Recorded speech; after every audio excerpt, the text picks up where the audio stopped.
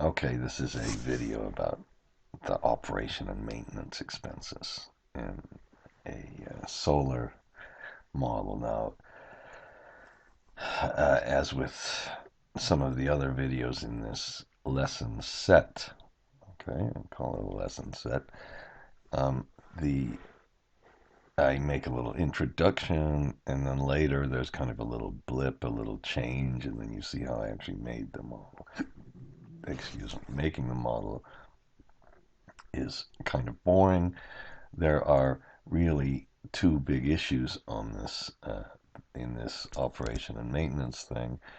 The first really is discussing the operation and maintenance, where it comes from. The second is making age. Okay, I should call this age, making an age variable by year. Okay, and then age by month variable, and uh, allowing the portfolio of different projects. So if we have one project come in, a later one, a later one, a later one, going backwards and see how old each of the separate projects are, and making a separate age calculation. This is the operating costs per uh, month, really. It should say operating costs per kilowatt dash month, and then there's a little bit of inflation discussion in here. Uh, okay, oops. Okay, enough of that. I've emphasized that it's by month and that is in 2017 currency, and then we have some accounts payable, a similar issue to that is a similar. I'm going to try to speak in sentences, complete sentences, unlike somebody else who's on television and who uses Twitter sometimes. Um, the when I speak in look at me stopping myself. Whatever. The issues with the operating expense will be this vintage thing. It's a little redundant with as I had three different degradation videos on this, just applying the inflation, having some operating expenses that I didn't fill out for marketing and other things, which in solar seems to be a big issue, that you get harassed by phone calls sometimes, I think, in some places. So they've made the costs impossible by just all this marketing. And then this difficult issue about the when you're going to collect this month, next month, next month, and taking the days of accounts receivable, pushing it into these months, using the minimum and maximum function again. So it's another review, really. But, you know, if you don't repeat these things, I could never get them. And then we're going to push forward these accounts payable or accounts receivable using an offset function. Those are difficult issues, so there's a review. The video is kind of boring, no question, but I thought maybe I'd make one where we go through the whole stupid thing all the way. So, and there are two mistakes, by the way, in my video that I had to correct. One of the mistakes was that I didn't, when I applied this rate by year thing, I did not I should have used the incremental capacity rather than the actual capacity. A second one is if you really inspect the way, I don't see how you'd see this in the video anyway, but you inspect the way I did the maximum and minimum, we always have to divide by months. I divided by these things when I computed the percentages. Okay.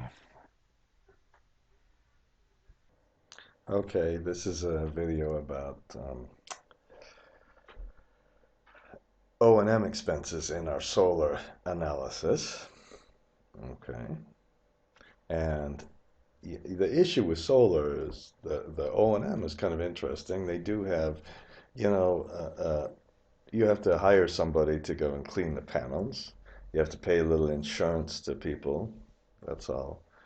Not so difficult to represent, you know, how much the insurance really should be and all that. maybe is a little more of a question. And then you have to make a provision for the replacement of inverters, which might, the cost of these inverters might be very different in the future, and they might uh, uh, kind of reach their end of their life. They might expire at different times. So you have to levelize that cost. Now, I'm not going through all of that right now. Instead, we're just going to implement some. And I'm using this O&M to show you how we might have another issue in modeling, which is pretending that the real costs change over time. Okay, so anytime you have this problem with the age, and this time, the first thing I'm going to do is put the year. This is the year, and we just said after year 10. I don't see this very often in solar. I'm not saying that that's happening. In wind, you see it all the time. Um, then the I'm stuttering today, excuse me. The month, we'll put the month, so that's, I think there are 12 months in a year. So then after month 120, we have this, okay? Now, oh, shoot, as usual, when I did this, I should have, because we're going to use the lookup function. No. Just let's wait. Let's try this. Okay, I think this might be okay. And then we have some different in. Excuse me. This is bad. But I'm putting some different inflation rates that we'll have to make the monthly rates. Blah blah blah. That's just so boring. Multiply by 1 by plus the inflation rate raised to the 1 divided by 12 power. Okay. Now, when we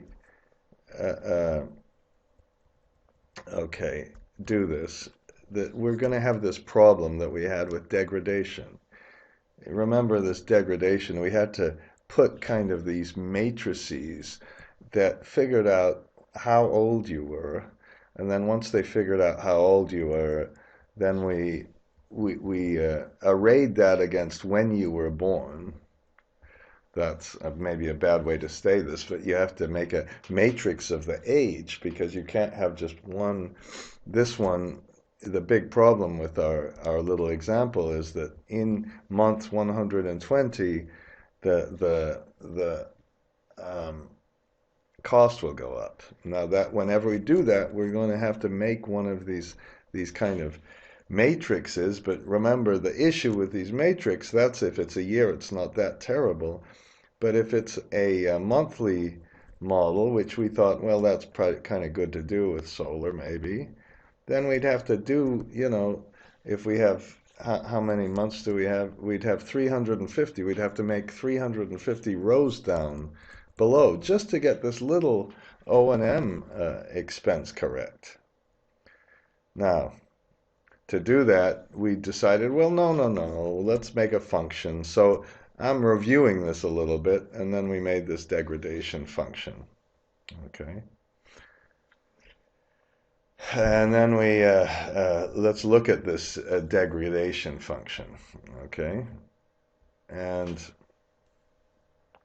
okay. Okay. We have the degradation by year, and then we made a degradation by period. I'm going to make a similar function. Let's just copy this. Okay.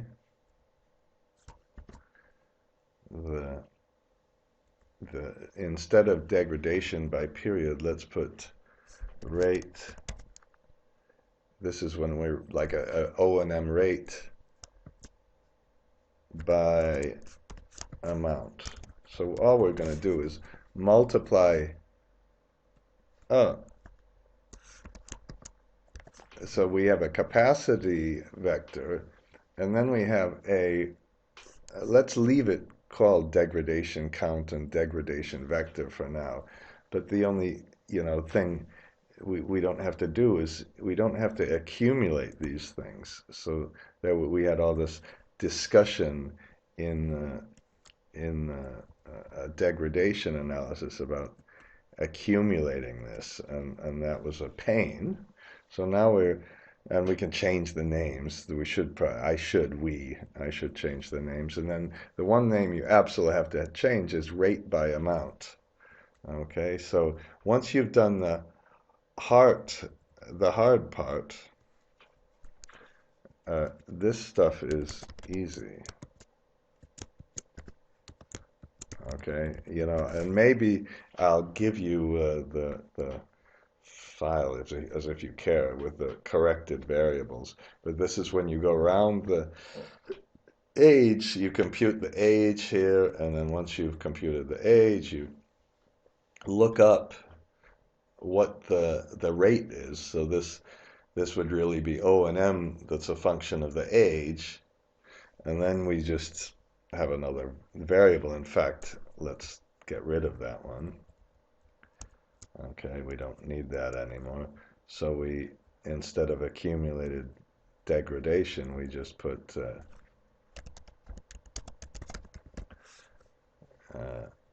now I'm so tempted to just fix this right now, but I won't. Okay. Okay, that comes directly from that should be called in R1 O&M, but we'll call that rate, okay? And now we can kind of see it maybe a little better. Okay, hang on, I'm gonna break the video and just finish that. Okay, so I took a little break and I just changed the names. So we have rate by amount, and we get the capacity, and then we get a count, the number in the lookup, and then we get the rate vector, the amount in the lookup. Okay, so it's kind of almost like a lookup function. And then I put the rate I kept saying we like these waiters in restaurants in the U.S. The amount we go through first around and around for each period that the project has been installed. Then you go around for the year of the project. So what you're really doing here is first going through the year you were born, this one, and then once you're here, you go around here. Okay, that's the order. And it's kind of took me too long to understand this. Then you compute the age just as this year, the project, the kind of the year of the model minus the year it was installed, and then you get the age, the item that's a function of the age. And then once you have the item, you say, okay, when did we install it? And what's the year? And we take this times the amount that you installed. And then you just add it up here. This is just an accumulation of the amount, and this is up here. And you've kind of kept the amount installed. It's tricky. I'm not saying this is easy, actually. I made a lot of mistakes before I did it, but I think it works because I used the shift alternate right arrow to do this. So I put two capacities. Later we're going to add the capacities, but here's how a function works.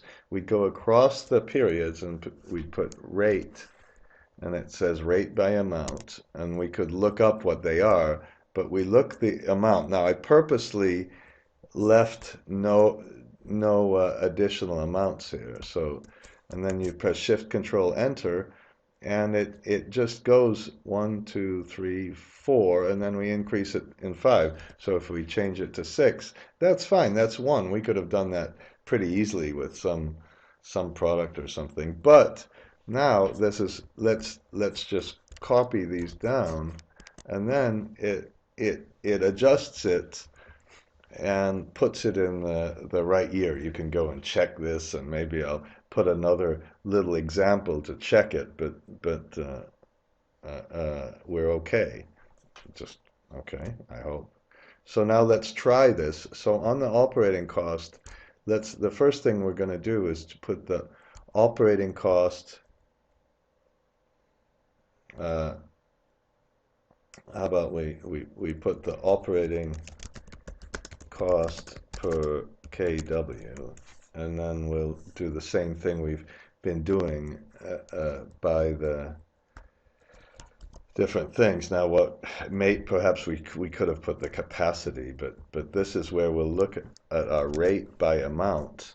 Now, the only kind of thing that you might be worried about is that this is making a really big table. So this is the cost of the capacity, which we don't care. I'm looking for the total amount of the capacity. This is the operating installations, isn't it? So this is the operating, no, this is the installations, excuse me. Here's the capacity, excuse me. And then now we can go to the assumptions page and put in this one. We have to make sure it's by month, and then we put in the one for the 1.5, and then press Shift Control Enter. Oops. Ugh.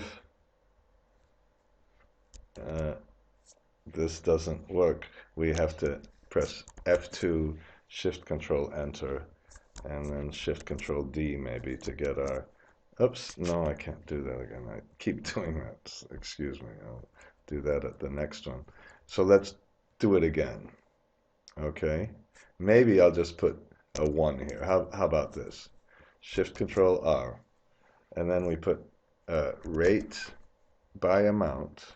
Now this, while I'm doing this, this would be when we have depreciation. If there's straight line depreciation, it's no problem at all. You don't have to do any of this stuff at all if it's straight line depreciation. But if it's accelerated depreciation, then we need to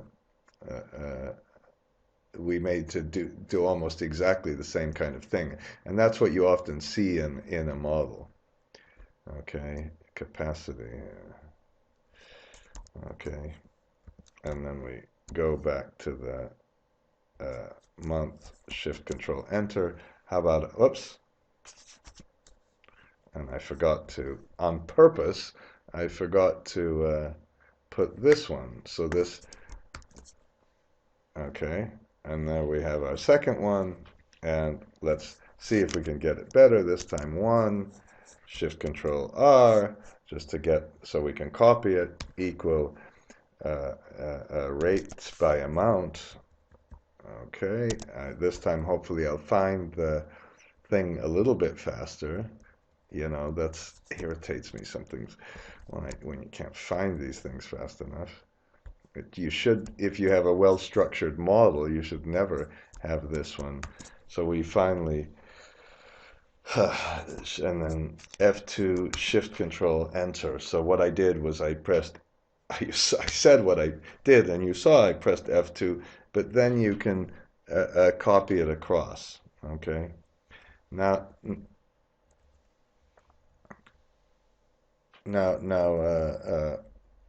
after we put the operating costs, then let's put the inflation.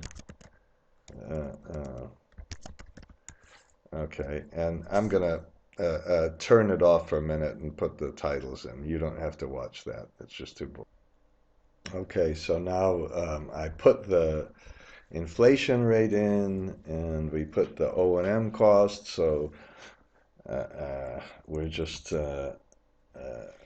doing the standard lookup on the inflation rate year, and then we're going to do the standard inflation adjustments. So, oops. Okay, Shift Control P, Shift Control R, and I'm kind of looking, it took a tiny little longer because we have that function, but not that much, raised to the 1 divided by 12 minus 1. Okay, so that's our boring old divide by 12, and then we put the inflation index. Now that presumes that the inflation, uh, uh, uh, the O&M costs you input are stated in the year. In this case, they would be in 2017 Australian dollars or something, okay? So then we can just take this, we can take this times the sum of this one. Is that right? I think we can. Okay. Okay. And we, so this is the, we put this, we summed it and then multiplied by the inflation index. And then I'm just going to use this as an excuse to review our accounts payable. Now, oh, look at me, breathing heavy because we had the same thing. We have these days to collect. We could put down here days to pay. Okay, and now what I left out is really important, by the way, and I'm going to come back to that one. How's that? Okay. And because I have got to have a discussion with my client who's not paying,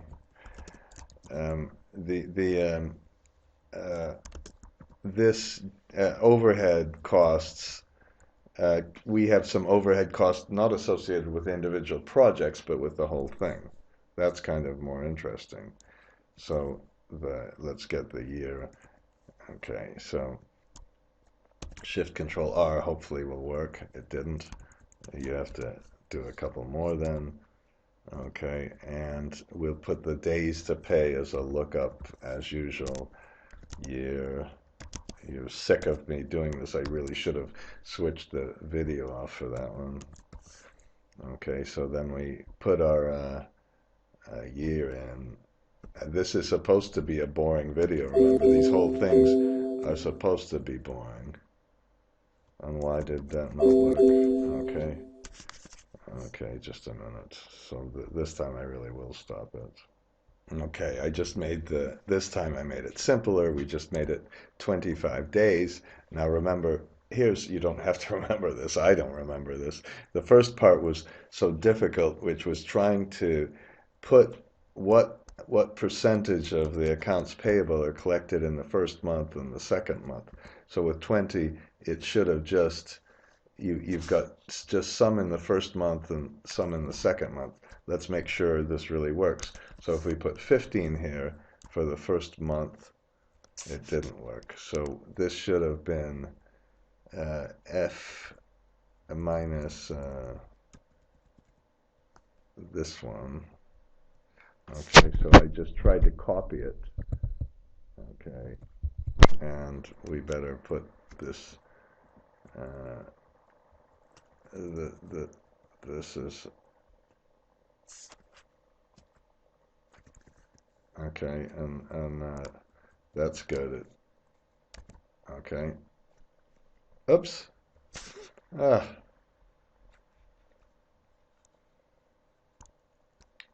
I'm undoing this. Sorry. This we should have first when we do the sum, it should have just started in row 208.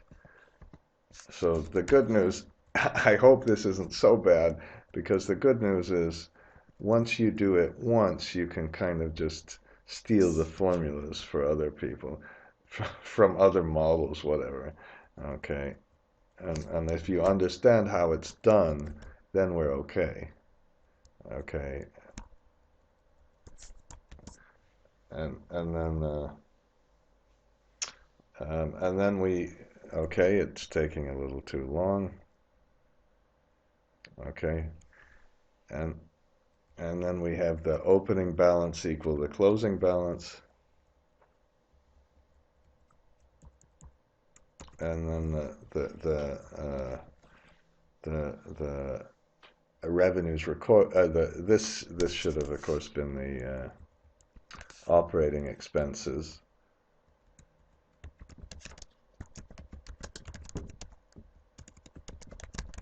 Okay. And then we go to get this, okay, and then we can look at the same kind of thing, which is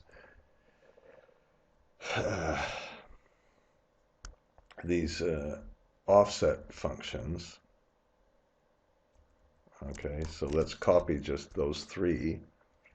All right, and then the closing balance is the opening balance plus this minus the sum of the. Okay. All right. Okay. And then copy this across. I just did that because we had these things in the first period. Well, this is bad. This should have been this one. Okay, I don't know what I did. Okay. Well, just give me 1 minute to fix that, and then we'll be finished with this video. It's actually all just fine. Okay, and we just copy this across, and now we're ready to go to the next stage of the video, which is just to get the pre-tax cash flow and the pre-tax IRR. Okay, and um, uh, uh, then I'm just going to stop this. So I'm going to stop this video. Excuse me, I get very nervous.